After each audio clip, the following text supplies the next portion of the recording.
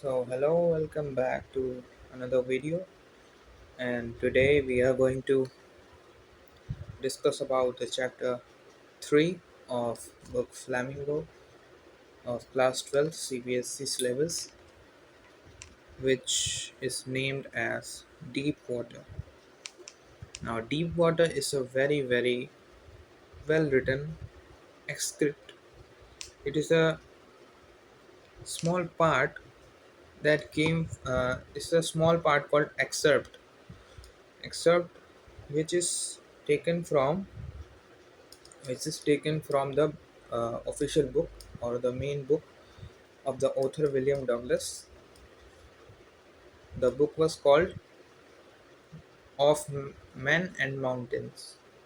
So from that book, the excerpt has been taken and made into this chapter. So today we are going to discuss about this. So let's start. So this story is of a boy. It is the autobiographical story. So here, the William Douglas, who was a small boy, he used to live in Minnesota, and there, uh, nearby, a river used to be there. The river was called Yakima River. The Yakima River was very treacherous. Treacherous means very dangerous or deadly. Like uh, Douglas's mother always used to warn him that do not never go near that river because hundreds of hundreds and thousands of people just die due to drowning in that river every year. So it was considered a deadly river with a very powerful flow. So, but the Douglas had always wanted to learn swimming. So he had decided to join a swimming pool, and there was a YMCA, Young Men Christian Association, and that has a service to deliver the swimming pool, and it was situated near his house at the banks of Yakima River, but it was way too safe than the actual river. It was it was like 4 feet at the narrow end and like 9 feet on the far end. Uh, I mean, like in the middle, where experienced swimmers go. There, maximum depth. Okay, so that was there. He he just bought some paddles, like the fins that, like the paddles, what we call water wings. Yeah, it is called water wings. So with the help of water wings, he went to the swimming pool. He didn't hired any coach. He just went by himself. He just looked at other people swimming there and just copied them. And he had a nice experience by that. He was learning, like he was learning to do some floating stuff, and it was quite interesting for him. Then one day he came too early. He came too early, and the pool was empty, nobody was there. Then he went to the pool. At the sides of the pool, he saw the pool was totally clear, crystal clear, like the bottom of the pool was clearly visible, and it looked like it was only of the depth of a butt. But it wasn't. It was just refraction of light that the Willem was seeing. Then he was not quite sure that he should land on the water or not. So he just remained at the banks of the water, just sitting and wearing some stuff. He's water wings. He was just wearing them and just waiting for someone else to come. But suddenly, then a built boy.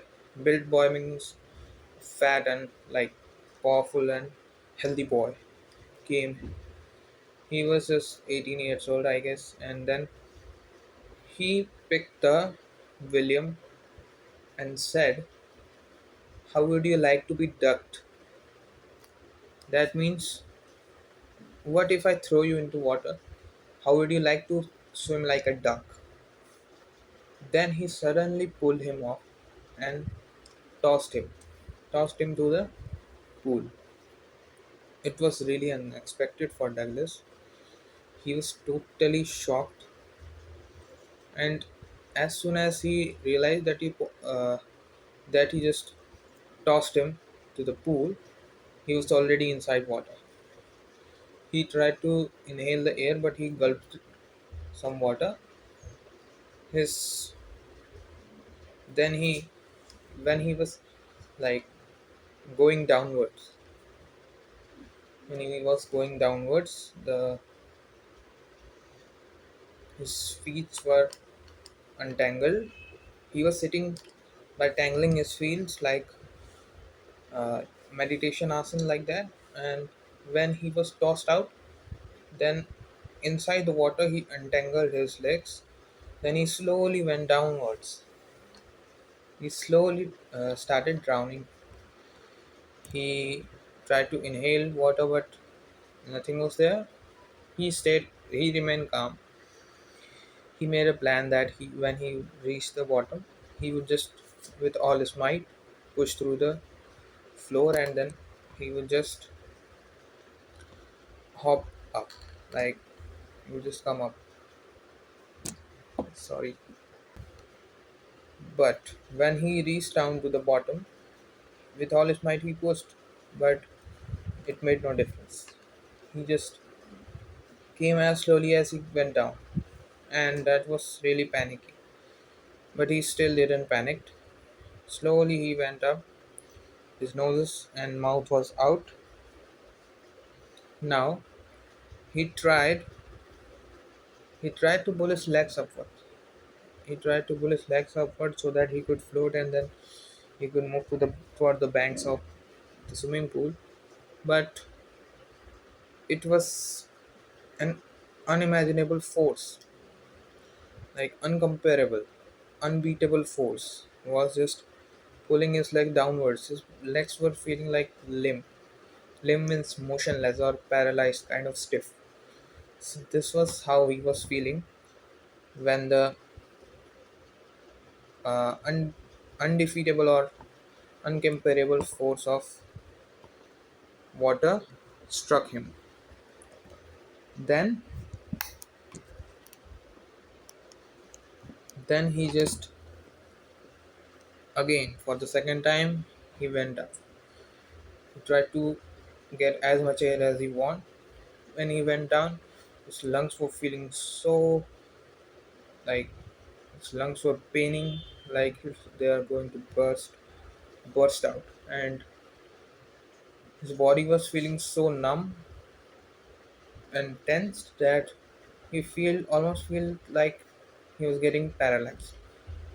Then when he reached again, he remembered his plan that I will again with all my might try to push through the swimming pool floor so that I would pop up like a cork of a bottle. But it was not like he expected. When he again pushed it, he again, with the same style or with the same speed, he again started coming up as he went up. He was drowning. He was literally so much panicked. Now this time he was trying to catch some ropes that or ropes or ladders that might be there, but all he touched was only water. The water that just went through his hands never gave him a support. That was it. And then Douglas just tried to uh, come up, but only his eyes were out this time. Only his eyes were out. He was not able to gasp any air. Then when he tried to gasp any air, he gulped so much water and then again went downwards. This time, his whole body was paralyzed. He was not able to do anything. He felt like nothing to be scared of. He was not scared of anything now. He just accepted that he was defeated by the force of water. He was just coming downwards and downwards. He felt like it is nice to be drowsy. It is nice to be peaceful. It is nice to be floating around the space. The water felt like tender arms of his mother. And then the next moment he found himself at the side of the pool vomiting water. And two of the men were there who might have saved him. And the chap who just tossed him was there, and he was saying that I was just joking. Then after some hours Douglas went home. He was so trembled by the fear. He has experienced death. He has escaped it, like fortunately. Then he remembered that he had a childhood trauma from water. When he was when he was in a trip with his dad at the beaches of California, a wave a wave has tossed him downwards, and that time also he felt a stark terror. Stark meant absolute terror in that. Although his father had a light mood and then he started laughing, but that was the first time he felt felt the real power of water. And now he was hydrophobic. He couldn't enjoy his favorite sports, fishing. He couldn't go to that. He couldn't enjoy friends who went to the waterfalls and bath and have fun, but he sat beside them alone because he was too fearful of water. He couldn't even take a bath in the bathtub as he just started he just start to shiver whenever he see a water body.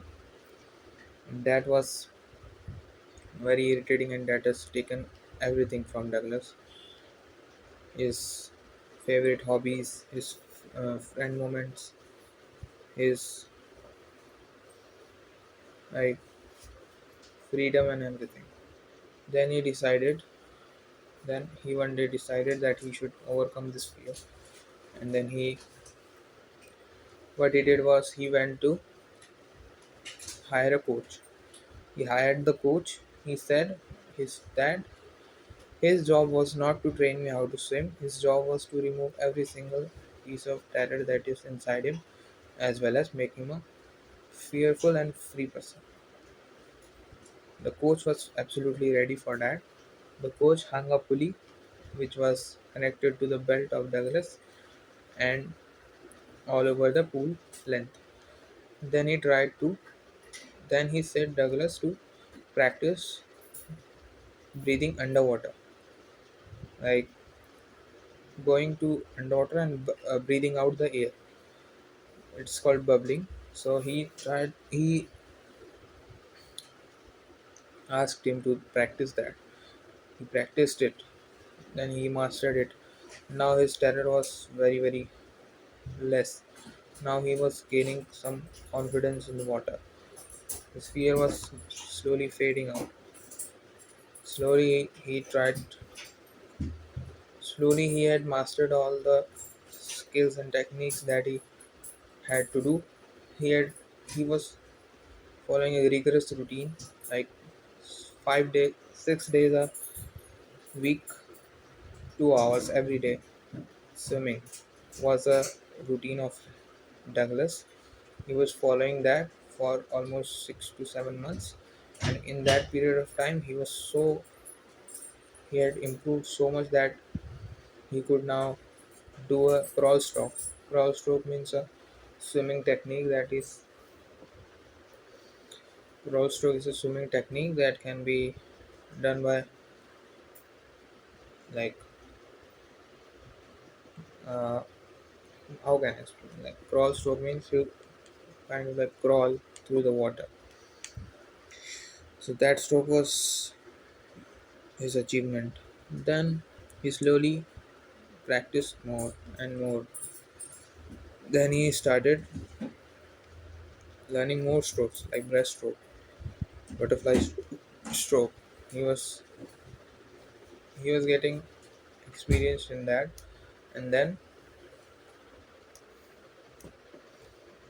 he just the coach was really. So I was talking about the job of the coach was over here. He said that now you know all the strokes, you know how to swim, you are not even feared from water now, and my job is finished. Thank you. And then, but William Douglas said that he was not done yet. He thought that although I know all the strokes, although I do not fear the water anymore, but I am not confident enough that I can really swim. So he said that now I want to put my works to action. Yep. Then he went to the different lakes and different water bodies. Then he swam there. He felt really achieved when he swam all over. Then, as the final test, he had to swim through a large distance from one island to another in a lake. The name of the lake was New Hampshire. Lake Wentworth of New Hampshire.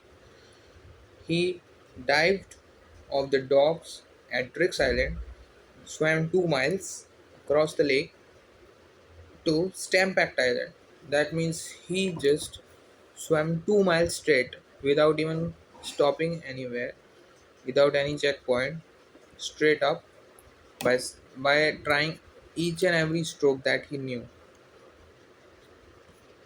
Like sometime he do a side stroke, sometime he do a backstroke, sometime he do a breaststroke, crawl stroke. Like every single stroke that he knew, he applied it in that journey, and just he was able to swim there.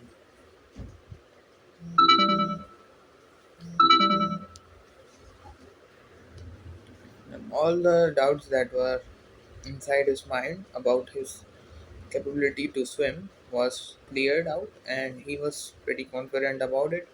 He felt free as new as he was, and super powerful when he achieved all these goals. So this was chapter William Douglas, chapter by William Douglas, Deep Waters, and this was a chapter based on a real life incident that had happened to William Douglas, and how he escaped or how he touched through the death, and then the fear of the death that has put a trauma that has put a trauma within him, how he achieved to how he managed to overcome that. This is what the chapter is about. And he finally said that by quoting Roosevelt's quote that states that all you have to fear is the fear itself, because if you do not have a fear, then you are so much free, you are so much powerful, so much new, and so much happy, like William Douglas. And what you have to do is to work hard to manage to overcome your fear, and then live a happy life afterwards. So this was it from the deep waters, and here's Hitesh Sharma signing off. Thank you so much. Meet you in the next chapter. Bye bye.